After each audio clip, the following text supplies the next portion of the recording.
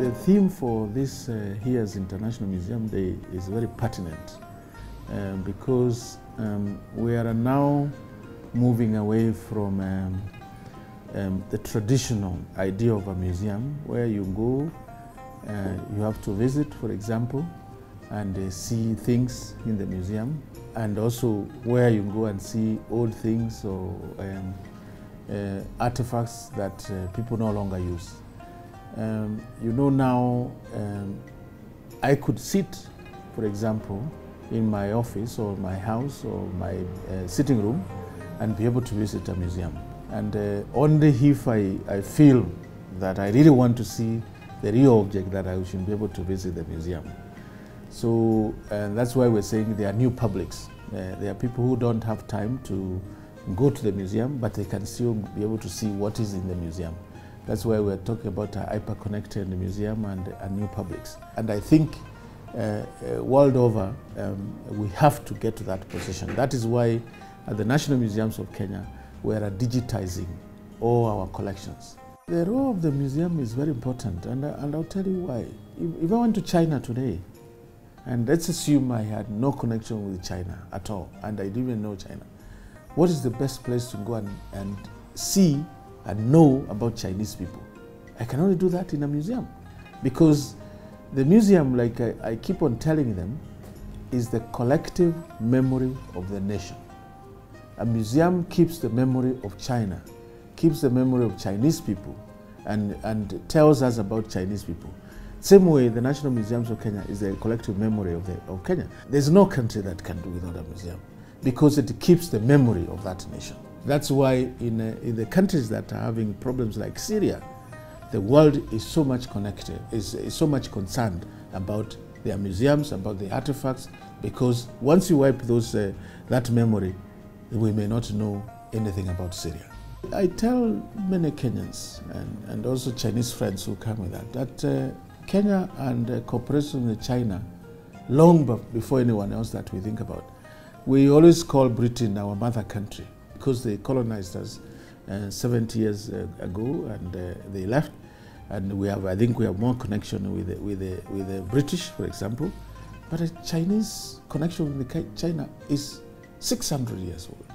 Fortunately, when they came, they were more interested in friendship and trade. They were not interested in exploiting us like our colonial masters. We have a huge cooperation with China. One of them, of course, is the history cooperation, in the sense that trying to retrace the steps of the 600 years collection that we have.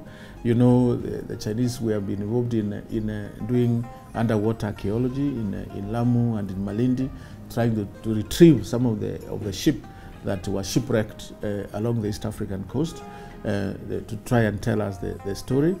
We have also been involved in terms of looking at exhibitions and exchanging exhibitions between museums in Kenya and museum in China, particularly the Palace Museum. We are developing a cooperation at one. But much more important also is exchanging skills.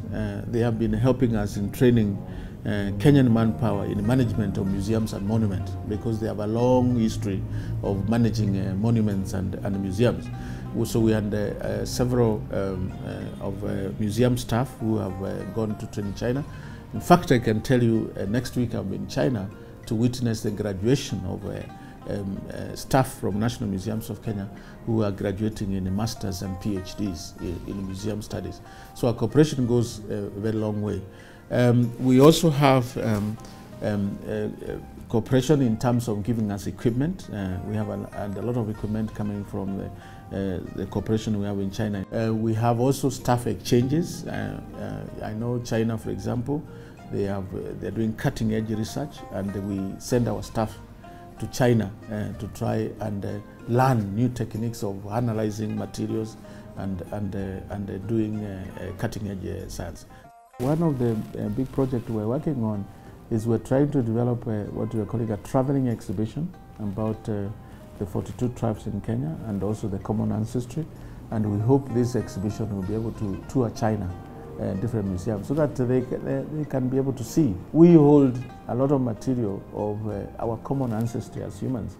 There may be Chinese who may not be able to visit Kenya, but I want to give them the opportunity for them to see these materials that tell our common story in China. So the idea of traveling exhibitions is very, very important to us, and we're working on it to try and do that. I teach bio and chemistry. We normally feel it better so that we have students go to the National Museum where all those facilities are available. We're able to see several organisms, adaptations, and also we connect biology with history so that we are able to see the original man and how man has evolved all through up to date. We can also want to interact with the people from China so that we are able to see, to compare our culture and their culture as well. Every year I have to get my family here.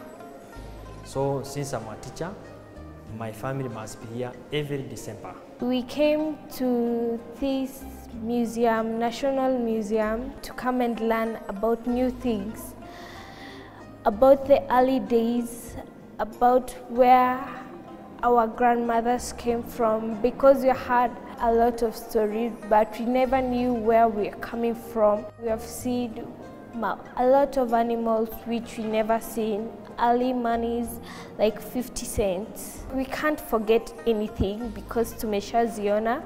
Mtu akiona kitu, then aisome, it will stick to the mind. I like to see noodles. I've had they're so sweet, using chopsticks. My interest will be culture. I love culture a lot.